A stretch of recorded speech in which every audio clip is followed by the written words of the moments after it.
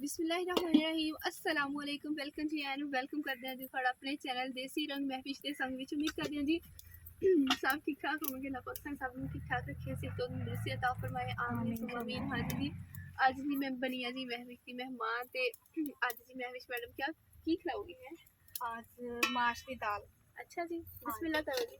मैं क्या तेन दाल भी खवा के देखी भी दाल भी है पाकिस्तान ते मैं कहना और कुछ नहीं होई। चलो जी दसी जाओ नाल की करन लगे हो। जी 1-1.5 चमचा जी घी का पावांगे। हाँ जी माश की दाल है घी ज्यादा लेंदी है ते मैं कुटन लगी है जी लहसुन अदरक।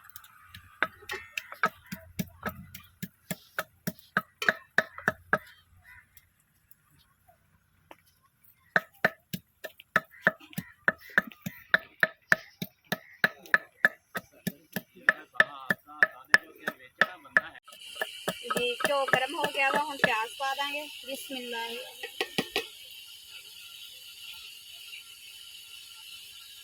चलो प्लेट दे दो।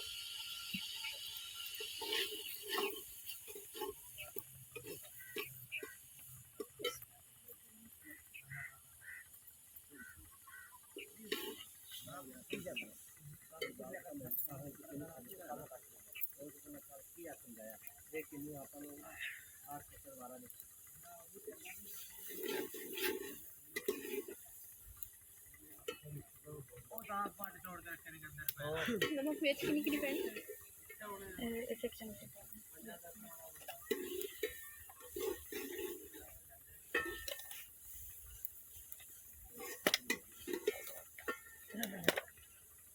चम्मच की क्या पत्ता नहीं पा रहे घर में बनाई सकते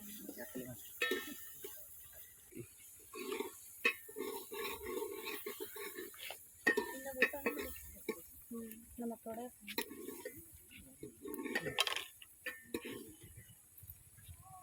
तिखी ना ये मिर्च नहीं नहीं थोड़ी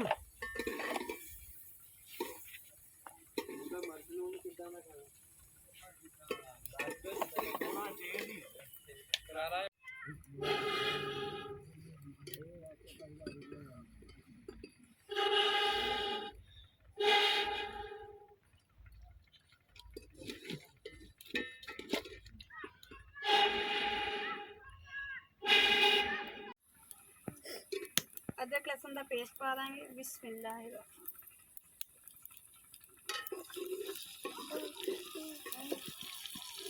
चलो पानी बिस्मिल्लाह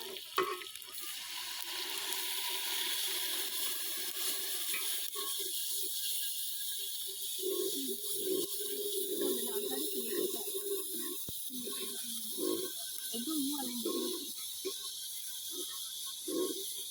पाजी भी नमक मिर्च बिस्मिल्लाह 1-1 चम्मच जी नमक मिर्च ले थोड़ा पानी पाएंगे।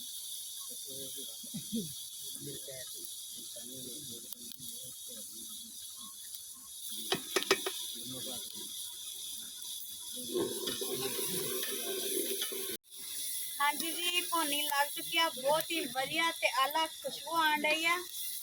वैसे भी मामा की दाल माश की दाल लेकिन पंजाबी च मामा की दाल कहते हैं मैनू बहुत ही पसंद है इसलिए मैं अलीजा लिए बना रही हूँ।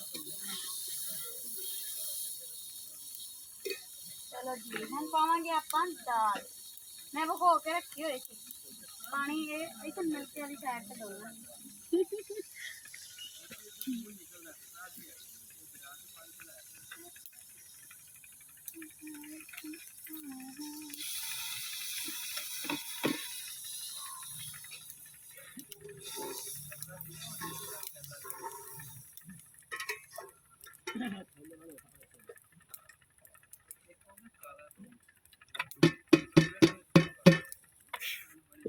बाल्टी चो चंगी तरह दाल कढ़ ली है पा ली हलावांगे।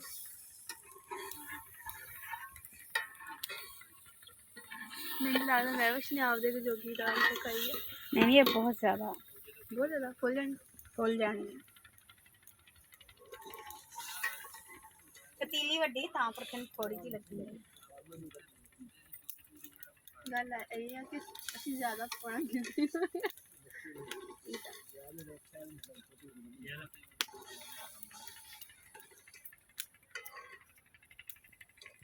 ਹਾਂਜੀ ਜੀ ਮੈਂ ਜਿਹੜੀ ਹਾਂਡੀ ਪਕਾਉਣ ਡਈ ਸੀ ਕਿਹੜੀ ਦਾਲ ਪਕਾਉਣ ਡਈ ਆ ਮਾਵਾਂ ਦੀ ਦਾਲ। ਹਾਂਜੀ ਮਾਵਾਂ ਦੀ ਦਾਲ ਬਣ ਕੇ ਜੀ ਤਿਆਰ ਹੋ ਗਈ ਆ ਹੁਣ ਵਿੱਚ ਧਨੀਆ ਪਾ ਦਿੰਨੀ ਹਰਾ ਹਾਂਜੀ ਜੀ ਹਾਂਡੀ ਬਣ ਕੇ ਬਿਲਕੁਲ ਤਿਆਰ ਆ ਹਾਂਜੀ ਜੀ ਦਿਖਾਓ ਜੀ ਕੈਮਰਾਮੈਨ ਸਾਹਿਬ ਜੀ ਹਾਏ ਕੀ ਖੁਸ਼ਬੂ ਆਏ ਭੁੱਖ ਲੱਗ ਗਈ ਦੇਖ ਕੇ ਹਾਂਜੀ ਜੀ ਦੱਸਣਾ ਜੀ ਕਿੱਦਾਂ ਦਾ ਲੱਗਿਆ ਅੱਜ ਦਾ ਵਲੌਗ ਲਾਈਕ ਕਮੈਂਟ ਕਰਕੇ ਦੱਸਿਓ ਮਾਵਾਂ ਦੀ ਦਾਲ ਤੇ ਹੋਰ ਹੀ ਮਜ਼ੇ ਦੀ ਰੈਸਪੀਜ਼ ਵੀਡੀਓਜ਼ ਵਲੌਗਸ ਲੈ ਕੇ ਆਉਂਦੇ ਰਵਾਂਗੇ ਚੈਨਲ ਨੂੰ ਸਬਸਕ੍ਰਾਈਬ ਨਹੀਂ ਕੀਤਾ ਜਲਦੀ ਸਬਸਕ੍ਰਾਈਬ ਕਰ ਲਿਓ ਇਜਾਜ਼ਤ ਹੋਣੇ ਬਹੁਤ ਸਾਰਾ ਢੇਰ ਸਾਰਾ ਖਿਆਲ ਰੱਖਿਓ ਅੱਲਾਹ ਹਾਫਿਜ਼।